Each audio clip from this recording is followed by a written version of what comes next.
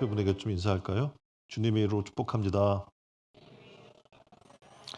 어, 오늘 벌써 이제 구원에서 세 번째 주예요. 그래서 부자 청년 관원의 구원관을 좀 우리가 살펴보면서 우리의 구원관에 대해서 좀 점검해 보고자 합니다. 본문은 예수님이 십자가를 지시기 위해 예루살렘으로 올라가는 길에 부자 청년이 예수님께 와서 묻는 내용으로부터 시작됩니다. 16절에 이렇게 묻죠. 선생님이여, 내가 무슨 선한 일을 행하여 영생을 얻으리이까? 이 질문하고 있는 이 청년은 누굽니까? 성경의 20절에 보니까 청년이라고 소개를 하고 있고요. 또 하나는 율법을 잘 준수한 모범적인 유대 교인 이렇게 얘기를 하고 있어요. 22절에 보면 재물이 많은 부자였고, 그리고 누가복음 18장 18절에 보면 관원이었다고 소개하고 있습니다. 다시 말하면 젊음과 실력과 재물, 거기다 신앙까지 좋은 그런 사람이었어요. 그러니까 어떻게 보면 모두가 부러워할 만한 조건을 갖춘 그런 사람이었는데, 뭐 요즘으로 비교해서 얘기한다면 좋은 대학 나와요. 그리고 사법고시에 패스하고 연수원을 거쳐서 법관이 된 사람이라고 얘기할 수 있습니다. 그러니까 어떻게 보면 이제 출세 가도를 달리기만 하면 그런 되는 사람입니다. 그런데 이 청년에게 고민이 생긴 거예요. 뭐냐면 자신의 지위에 관한 그런 고민도 아니고 재물에 관한 고민도 아니고 심지어 신앙까지도 그의 삶 가운데 지금 만족함이 없는 겁니다. 그러니까 이게 육적인 문제가 아니라 영적인 문제였기 때문에 그렇습니다. 그리고 이 청년이 오늘 얘기를 하는데 바로 영생에 관한 문제였어요. 존 라일 목사는 이 내용을 보면서 이렇게 얘기를 합니다. 이 청년을 보니까 한 개인이 구원을 받고 싶은 소원이 있는데 그런데도 구원받지 못하는 것을 보게 된다. 그래서 이 이야기를 통해서 구원받고 싶어도 구원받지 못한 한 사람을 우리가 볼 수 있다라고 얘기하는 겁니다. 왜냐하면 이 청년이 영생에 관한 열망 가지고 예수님 앞에 달려왔지만 결과적으로는 근심하며 돌아가 버리고 만 겁니다. 청년의 구원이 도대체 뭐가 잘못됐길래 청년의 구원관이 오늘 지금 성경에서 얘기하는 대로 어떤 부분 때문에 주님께서 구원의 부분을 얘기해 주신데도 불구하고 근심하며 돌아가게 되었을까? 첫 번째, 이 청년의 잘못된 구원관은 자력 구원관입니다. 그러니까 대화를 보니까 구원에 대해서 여러 가지 말로 설명이 되고 있어요. 예를 들어 16절에 보면 영생을 얻는다. 구원에 대해서 영생을 얻는다. 17절에서는 생명에 들어가다. 23절에서는 천국에 들어가다. 그러니까 구원에 대해서 굉장히 구체적으로 여러 표현으로 설명을 하고 있죠. 24절에 가면 하나님 나라에 들어간다. 뭐 이렇게 설명을 하고 있어요. 또 25절에는 구원을 얻다. 이렇게 얘기를 해주고 있습니다. 근데 오늘 이 첫 번째 질문에서 이 청년은 뭐라고 얘기하냐면 영생을 얻는다. 그러니까 어떻게 영생을 얻느냐? 그러니까 구원에 대해서 질문하고 있습니다. 여기서 얻는다라는 말을 원어로 살펴보게 되면 에코라고 하는 단어로 사용이 됩니다. 근데 이게 수동이 아니에요. 수동적으로 그걸 내가 누가 줘서 받는 그런 개념이 아니라 능동의 의미로 이 청년은 지금 얘기를 하고 있다는 겁니다. 그러니까 다시 말하면 영어로는 have, get 또는 obtain 이런 단어로 사용이 되는데 내가 선한 일을 해요. 그리고 그 대가로 얻는 개념을 갖고 있는 겁니다. 그러니까 행위로 구원받는 그런 개념을 얘기하는 거죠. 그래서 당시에 유대인들이 일반적으로 갖고 있던 생각입니다. 하나님의 내가 계명을 지키면 그 계명 속에서 그 공로로 축복받고 구원도 받아 이렇게 생각을 했던 거죠. 이것이 오늘날 놀랍게도 교회 다니는 많은 사람들이 이런 생각을 동일하게 하고 있는 부분들을 우리가 만날 수 있다는 겁니다. 근데 우리가 아는 것처럼 생각 자체로만으로 벌써 영생 얻기에 문제가 있음을 우리는 알고 있습니다. 예수님은 그래서 이 구원에 대해서 이 청년이 올바로 알기를 원해요. 그래서 이 청년의 질문에 대해 구체적으로 답변하면서 이제 고쳐주기를 바라는데 이 청년은 갇혀있는 생각에서 벗어나지 못합니다. 청년이 이렇게 질문하죠. 내가 무슨 선한 일을 행해야 영생을 얻겠습니까? 이게 지금 원어에 지금 나와 있죠. 티 아가돈, 포이에소, 하나, 스코, 조엔, 아이오니언 이렇게 설명을 하고 있어요. 여기서 특히 조엔, 아이오니온이라고 하는 이 단어를 보게 되면 그 새 생명으로 거듭나는 것을 얘기하는데 새 생명으로 거듭나서 하나님의 통치를 받는 것 이것이 구원이라는 거죠. 그러니까 새 생명 이전의 삶이 아니라 새로운 생명으로 거듭나서 그리고 이제는 하나님의 통치받는 삶으로 돌아가는 것 그것을 구원이라고 얘기합니다. 그러려면 이 거듭나려면 당연히 자신의 죄가 이 멸망의 죄임을 깨닫고 인정을 해야겠죠. 그리고 하나님의 구원이 필요하다는 것을 인식해야 되고 고백해야 되는 겁니다. 그래서 이렇게 예수님께 묻는 부자 청년의 의도는 나는 율법을 굉장히 잘 지켰고 선을 행하고 있습니다. 당연히 구원받겠죠. 라는 내가 구원을 어떻게 해서 받겠습니까? 라는 질문이 아니라 내가 잘하고 있죠? 이런 질문이었던 거죠. 그러니까 청년 마음 중심을 하나님이 보시고 예수님이 보시고 이렇게 얘기해요. 어찌하여 선한 일, 아까 앞에서 살펴봤던 아가돈, 선한 일을 내게 묻느냐. 선한 이는 오직 한 분이시라. 내가 생명에 들어가려면 계명들을 지키라. 이렇게 얘기를 해주고 있는 겁니다. 그랬더니 기다렸다는 듯이 어느 계명입니까? 이렇게 되게 지혜롭게 질문을 하는 것처럼 보입니다. 그랬더니 예수님이 계명을 얘기해요. 살인하지 말아라. 간음하지 말라. 도둑질하지 말라. 거짓 증거하지 말라. 내 부모를 공경하라. 내 이웃을 내 자신과 같이 사랑하라 하신 것이라. 이렇게 말씀을 해주셔요. 청년이 기다렸다는 듯이 이렇게 대답을 하는 겁니다. 그래요? 저는 어렸을 때부터 지금까지 그 계명을 잘 지켜오고 있습니다. 좀 자신만만해요. 이렇게 얘기를 했던 거죠. 이 모든 것을 다 지켰는데 그러면 이제 아직도 뭐가 부족할까요? 예수님에게 질문을 한 거죠. 근데 이 답이 옳을까요? 사실상 이 답이 옳지 않습니다. 왜냐하면 스스로 잘못 알고 있는 거예요. 계명을 잘 지킴으로 영생을 얻을 수 있다라고 이 청년은 믿고 있었다는 겁니다. 그러니까 이런 신앙을 우리는 뭐라고 얘기하냐면 자력신앙이라고 이야기를 해요. 그러니까 내가 노력해서 구원을 얻을 수 있다는 구원관입니다. 그러니까 우리가 신앙의 삶을 내가 노력해서 하나님이 구원을 주시는 게 아니에요. 우리는 우리의 죄를 사할 만한 어떠한 행위나 노력이나 수고나 어떤 행위를 해서 이 죄를 사할 권세가 우리에게는 없어요. 그렇죠? 그래서 하나님이 우리를 너무나 사랑하시니까 우리를 죄에서 구원하시기 위해 독생자 예수 그리스도를 나 대신에 그 죄를 감당하게 하신 거죠. 그리고 십자가에 달려 우리 죄를 다 짊어지고 죽으시고 또 부활하시는 놀라운 은혜를 우리에게 주신 거예요. 단지 우리는 그 사실을 믿기만 하면 어떻게 해요? 구원을 주시겠다 약속해 주고 있는 겁니다. 그런데 많은 사람들은 착각해요. 이 구원이 내가 어떤 수행을 하거나 고행을 하거나 어떤 선한 행위를 하면 구원이 올 거야 라고 생각하는 사람들이 있다는 겁니다. 근데 이 문제는 이 청년이 이 생각으로 말미암아 구원에 대한 어떤 확신이 없는 거죠. 마음에 평안이 오지 않는 거예요. 예수님과 청년과의 대화에서 우리는 첫 번째 알아야 할 건 뭐냐면 어느 누구도 율법을 지킴으로 영생을 얻을 수 없다는 겁니다. 그래서 청년이 10계명 다 지켰다고 말하지만 사실상 우리는 10계명을 지킬 수 있는 존재가 아니거든요. 내 이웃을 내 자신같이 사랑하라. 이 청년이 이 말씀을 지켰을까요? 못 지켰을까요? 예? 자기는 지켰대요. 예, 그런데 자기의 생각일 뿐이에요. 근데 오늘도 신앙의 삶을 살다 보면 자기 생각으로 나는 이 정도면 됐어라고 스스로 평가하고 스스로 어느 정도 나는 구원 이 정도면 받지 않겠어라고 생각하는 사람들이 있는 겁니다. 근데 사실 우리의 힘으로는 우리의 노력으로는 우리의 수고로는 구원받을 어떠한 능력이 우리에게는 없는 거예요.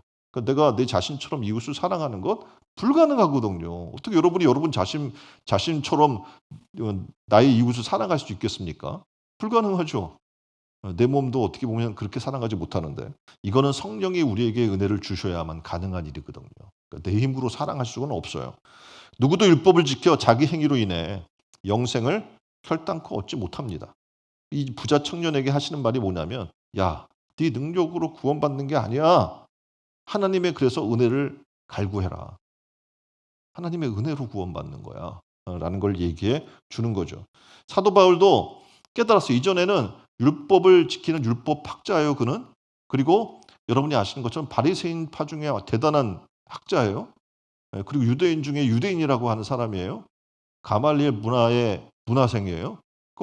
굉장히 뛰어난 자기 나름대로는 이렇게 하면 돼라고 하는 길을 걸어갔던 사람입니다. 그런데 그가 예수님 만난 뒤에 다 깨져버려요.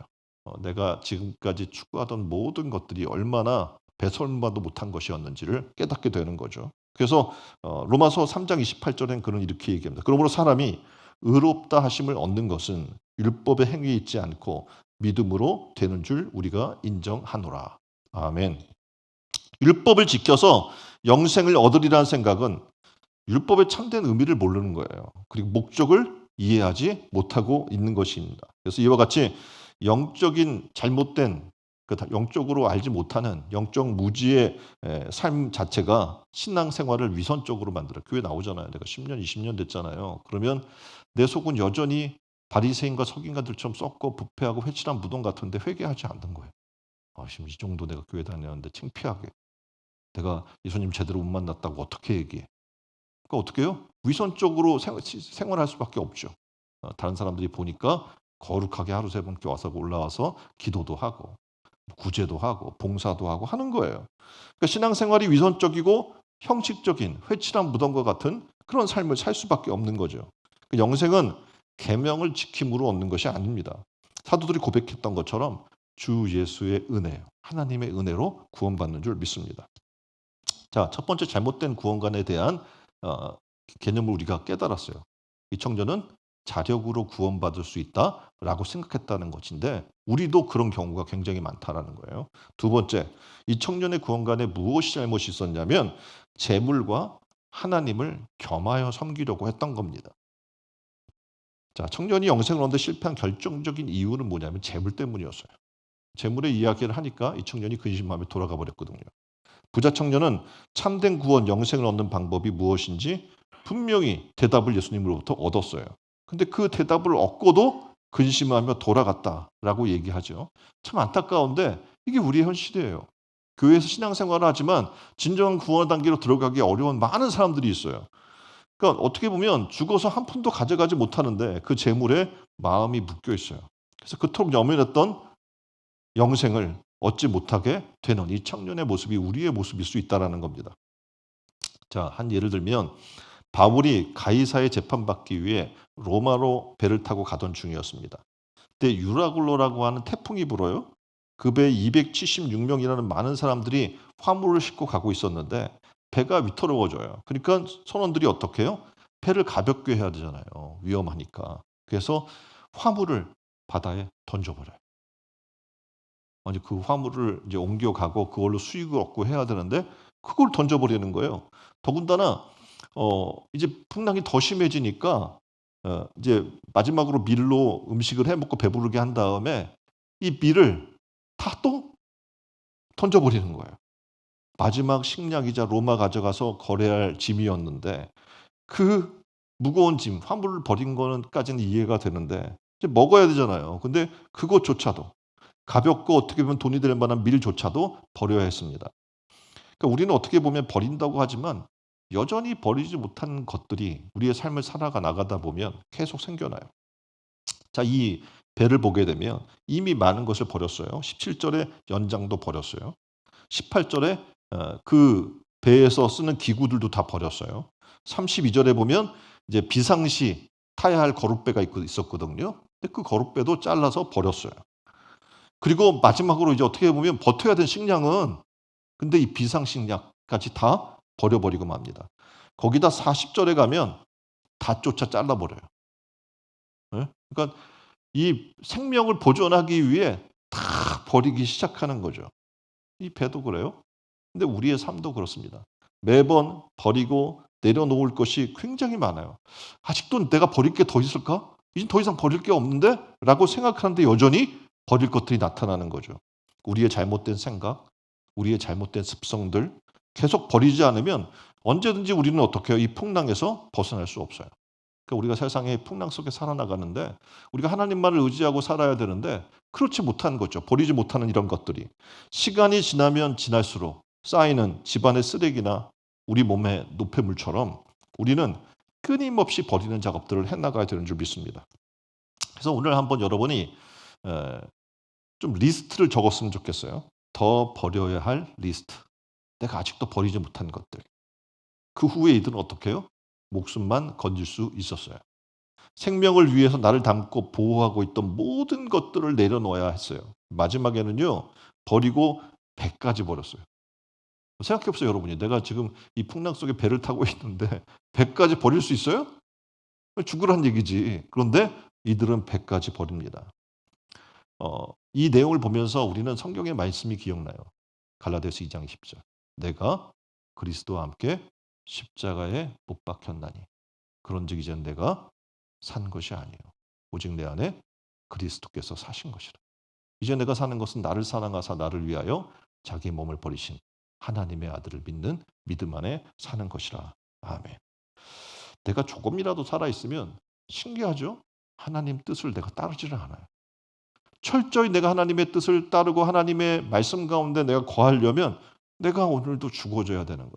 철저히 죽어줘야 돼요. 누가복음 14장 33절입니다. 말씀을 보면 이렇게 얘기해요. 이와 같이 너희 중에 누구든지 자기 모든 소유를 버리지 아니하면 능히 내 제자가 되지 못하리라. 아멘. 맞습니다. 사실상 재물보다 생명이 더 소중하잖아요. 근데 이 생명은 영원 생명이에요. 예? 그러면 더 소중한 것이 이 영혼인데 우리는 지금 어떤 삶을 살아나가고 있는가? 16세기 로마 대학교 법대에 다니던 한 가난한 고학생이 있었어요. 근데 그는 학비가 없어서 학업을 계속할 수 없기 때문에 필립 네리라고 하는 부자 노인을 찾아갔어요. 그리고 자기가 경제적인 이런 어려움을 겪고 있고 그래서 학비를 대주면 좋겠습니다라고 부탁을 했어요. 근데 필립 넬은 그 학생의 이야기를 충분히 들어준 후에 경제적 지원을 해주겠다고 약속해요. 그리고 그 학생에게 몇 가지 질문을 던집니다. 자네에게 이 돈을 주면 이 돈으로 무엇을 하려는가? 그랬더니 이 사람이 얘기해요. 예, 먼저 법대를 마치고 변호사가 되겠습니다. 그리고 그 다음에는 돈을 많이 벌어야겠죠. 그리고 그 다음에는 집도 사고 마차도 준비하겠습니다. 그리고 그 다음에는 이제 결혼을 하겠습니다. 자식을 낳고 자식을 교육시켜야겠죠. 그리고 그 다음에는 자식을 성장시켜 결혼시켜야겠죠. 그리고 그 다음에는 점점 나이 먹고 늙어가겠죠. 그리고 그 다음에는 이 필름들의 계속되는 질문에 그 학생은 깊은 상념에 빠지게 됩니다. 아무 대답도 못해요. 고개를 떨구고 있는데 필름들이 분명히 강한 어조로 다음 말을 이어갑니다. 결국 자네는 죽기 위해 나에게 도움을 청하고 있는가? 라고 얘기하는 거예요. 결국은 어떻게 해요? 마지막엔 죽는 거잖아요. 그러니까 죽기 위해 당신의 목표가 뭔가? 가치 있고 뚜렷한 인생의 목표가 없다는 것을 대화를 통해 이 사람은 깨닫게 됩니다. 필립들에게 돈을 받아든 그 학생은 학비 문제는 해결했어요. 근데 자신에게 계속 커다란 질문이 던져오는 거예요. 자나깨나 어딜 가나 이 질문이 들어와요. 그리고 그 다음에는 어떻게 그 다음에는 뭐예요? 죽음이고 심판이고 그리고 그 다음에는 하나님 심판 앞에서 영생이냐 영원 지옥이냐 이게 지금 결과가 있다는 거예요. 그래서 그 이후에 결단을 내려요. 그리고 로마 대학교 법대에서 우르바노 대학교로 옮깁니다. 그리고 그곳에서 성경과 신학을 공부하게 되었고 꾸준히 공부 끝에 대학의 총장이 됩니다. 현재 우르반 대학교 강당 입구 대리석에는 이렇게 써 있어요. 그리고 그 다음에는 여러분의 목표는 무엇입니까? 청년들은 아마 이제 뭐 직장도 좋은 직장도 갖고 결혼도 하고 배우자를 그래서 아이도 낳고 아름다운 가정도 꾸미고 뭐 집도 장만하고 뭐도 하고 이런 꿈들이 많이 있을 거예요. 근데 그리고 그 다음에는 결국은 죽음인 거든.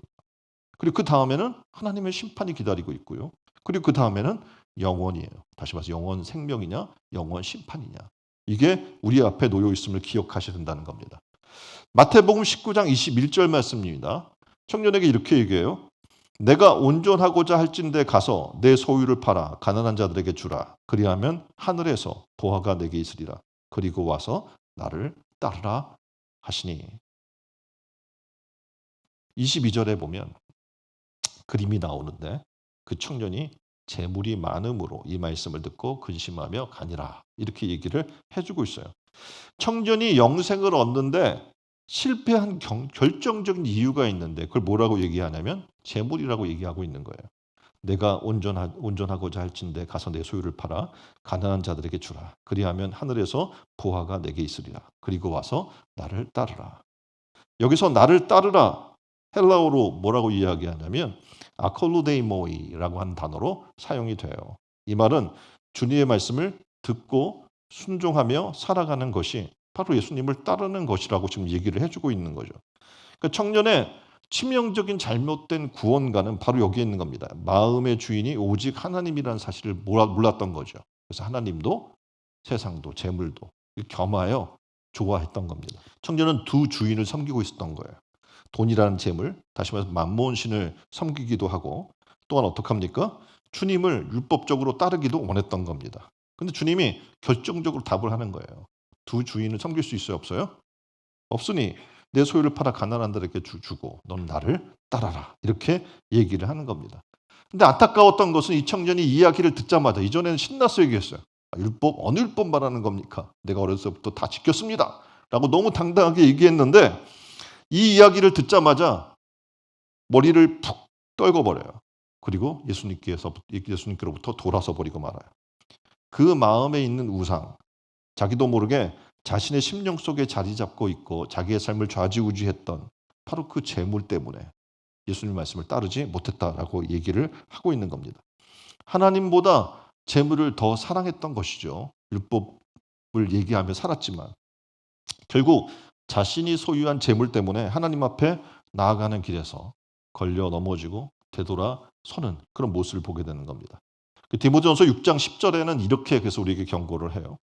돈을 사랑함이 일만하게 뿌리가 되나니 이것을 탐내는 자들은 미혹을 받아 믿음에서 떠나 많은 근심으로써 자기를 찔렀도다. 이렇게 얘기를 하고 있는 겁니다. 주님은 내가 주인 삼은 것들을 내려놓길 원해요. 그리고 내 삶의 주인이 누가 되기를? 주님이 되기를 원하는 거예요. 다시 말해 예수 그리스도가 나의 삶의 통치자가 되고 내 삶의 진정한 생명의 길이고 진리가 되는 삶을 살기를 원하는 겁니다. 우리는 이 청년처럼 때로는 나 이 정도면 저 사람들에 비하면 내가 잘하고 있지 않겠어? 나 이 정도면 신앙생활 잘하는 것 같은데? 이 정도면 뭐 하나님 앞에서 떳떳할 것 같아. 라고 하는 자기의 의지로 신앙생활하는 것들을 철저히 하나님 앞에 내려놔야 되는 겁니다. 어떠한 것도 주님의 십자가의 자리를 대신 차지할 수가 없는 거예요. 왜냐하면 우리는 그 십자가와 함께 죽고 그 십자가의 은혜로 우리는 다시 사는 존재이기 때문에 그래요.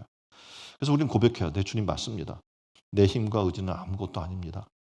오직 제 모든 죄를 처리하신 주님의 보혈과 제 안에 심어주신 부활의 생명 그리고 영원토록 내주하시는 성령으로 말미암아 천국 감을 믿습니다. 그리고 영원토록 내주하시는 성령의 인도함으로 따라 살기를 원합니다. 이것을 고백하는 게 우리에게 필요한 거예요. 마태복음 19장 23절로 24절에 예수님은 이어서 계속 얘기를 해요. 예수께서 제자들에게 이르시되 내가 진실로 너희에게 이르노니 부자는 천국에 들어가기가 어려우니라. 24절에 다시 너희에게 말하노니 낙타가 바늘기로 들어가는 것이 부자가 하나님 나라에 들어가는 것보다 쉬우니라 하시니라. 아멘. 여기서 지금 하나님 나라를 얘기하죠. 하나님 나라는 헬라어로 바실라이아 투데우라고 사용이 돼요. 하나님의 나라가. 근데 천국도 똑같은 단어로 사용이 돼요. 바실레아 투데우. 다시 말하면 하나님의 통치가 이루어지는 곳이 천국이고 바로 하나님의 나라임을 우리에게 설명해 주고 있는 겁니다. 그래서 예수님 제자들을 향해서 부자가 천국에 들어가는 것보다 낙타가 바늘기로 들어가는 것이 쉽다라고 말씀하는 거예요. 다시 말하면 쉽게 단정적으로 부자는 천국에 들어갈 수 없다. 이렇게까지 얘기를 하고 있는 겁니다. 그런데 제자들은 생각했어요. 부자만 하나님 나라에 들어가는 것이 어려운 게 아니라 뭐 이 말씀대로라면 누가 천국 들어갈 수 있겠어? 라고 생각을 한 거죠. 그래서 제자들은 이렇게 반문해요. 그럼 누가 구원을 얻을 수 있겠습니까? 예수님 말씀대로라면 누가 구원받을 수 있는 사람이 있겠어요? 라고 질문하는 거예요. 예수님 말씀대로라면 정말 구원받을 사람이 없을 것 같아요. 그렇죠? 계명을 실천할 사람이 누가 있어요? 말씀대로 그렇게 살 사람이 누가 있어요? 그렇죠? 그러니까 구원받을 사람이 한 사람도 없을 것처럼 보이니까 제자들이 질문한 거예요. 그때 예수님이 너무나 놀라운 답을 해줍니다. 사람의 힘으로는 영생 받기 불가능하다는 거예요. 다시 말하면. 그러니까 진정으로 천국에 들어가기를 원한다면 구원이 사람으로는 불가능함을 깨달아야 한다는 것을 얘기해 주고 있어요. 그래서 마태복음 19장 26절에 이렇게 말씀합니다. 사람으로는 할 수 없으나 하나님으로서는 다 하실 수 있느니라. 아멘. 그러니까 우리는 생각할 때 자꾸 내 능력과 내 힘과 내 방법론을 생각하는 거예요. 근데 신앙의 삶은요, 내 방법론이 통하지가 않아요. 예? 그래서 하나님의 방법론을 주신 거예요.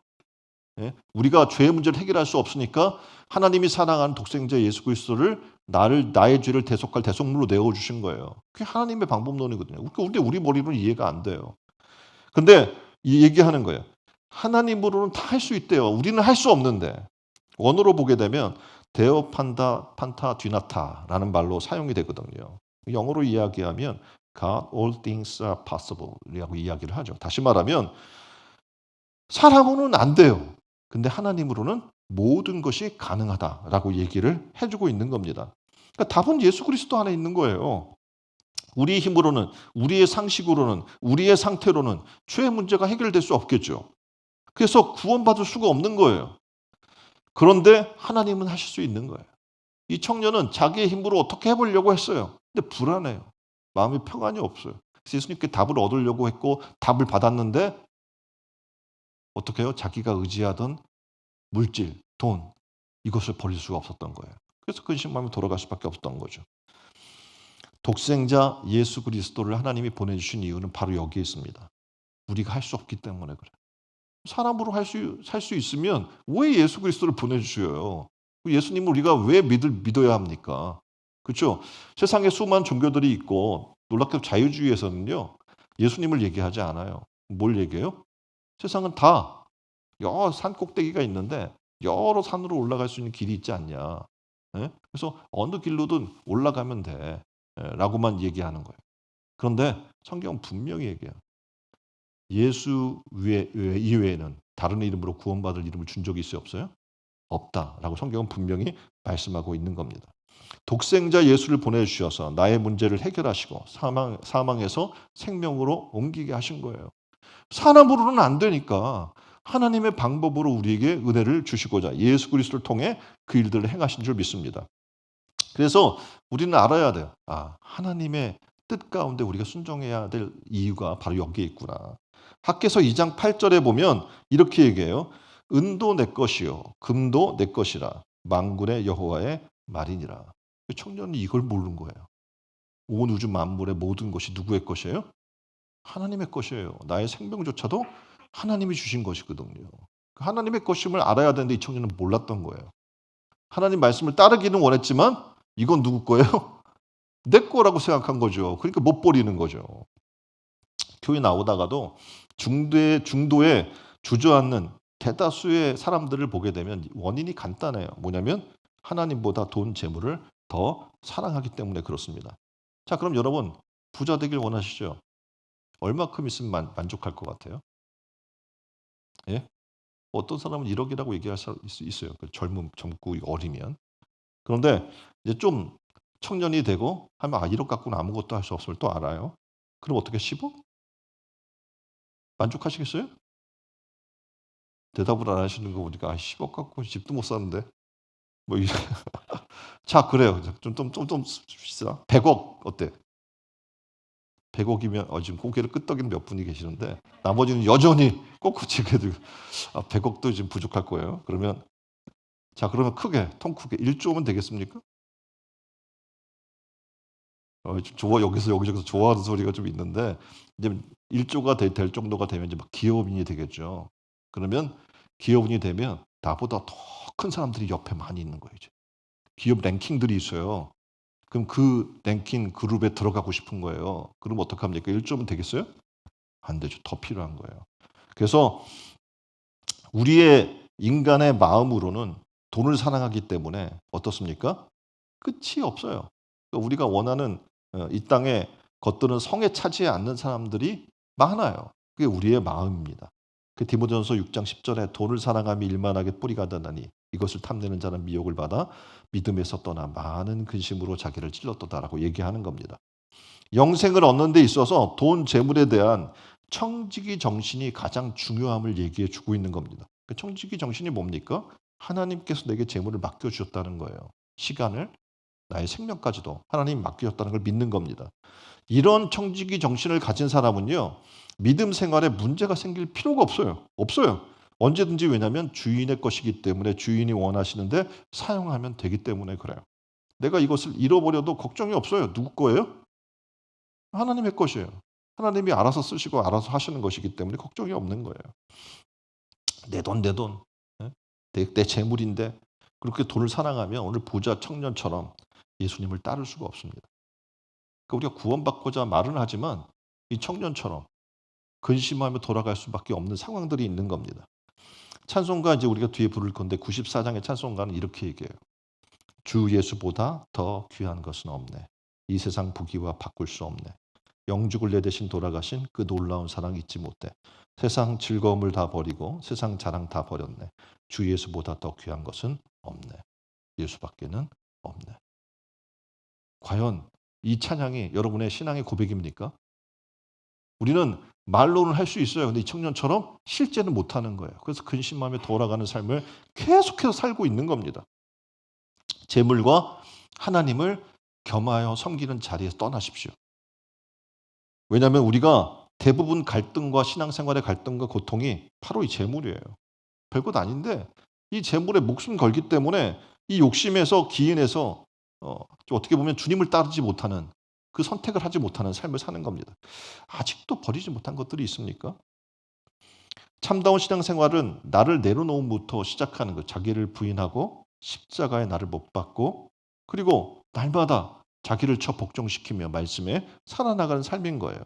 자, 구원의 달입니다. 오직 하나님의 은혜를 갈구했으면 좋겠어요. 그러니까 세상의 부와 명예와 권세 어떻게 성공할 건가? 아까 이야기했던 내가 법대를 졸업하고 변호사가 되고 돈을 벌고 뭐 이런 그런 꿈들이 아니라 구원을 갈망했으면 좋겠어요. 하나님의 은혜를 갈망했으면 좋겠어요. 그리고 오직 충성된 청지기로 맡겨진 시간, 물질, 생명을 주의 영광을 위해 잘 사용할 수 있는 지혜를 달라고 하나님 앞에 구했으면 좋겠어요. 그리고 그 하나님의 나라를 이루며 사는 성도들이 다 되시기를 주님의 이름으로 축원드립니다. 자, 구원의 달 세 번째 주를 맞으면서 오늘 말씀을 들었어요. 이 말씀 가지고 우리 좀 함께 기도했으면 좋겠어요. 하나님, 그렇습니다. 우리가 스스로 노력해서 뭔가를 해보려고 하지만 우리는 압니다. 나의 힘으로 구원받을 수 없고 나의 노력으로 나의 죄를 씻을 수 없다는 것을. 하나님이 나를 사랑해서 독생자 예수 그리스도를 주셨고 그 은혜를 믿기만 하면 구원을 주신다고 약속했는데 우리는 너무나도 여전히 내 노력과 힘으로 어떻게 해보려고 안 되면 그냥 안달복고라는 우리의 삶을 봅니다. 하나님 내려놓기를 원합니다. 하나님의 은혜를 갈망하기를 원합니다. 그리고 하나님 내게 맡기신 것을 충성된 청지기로 살아나가는 물질과 하나님을 겸하여 섬기는 게 아니라 물질의 청지기로 살아나가는 그리고 하나님의 영광을 위해 살아나가는 우리가 되게 해달라고 다 같이 한 목소리로 기도하겠습니다. 기도하겠습니다.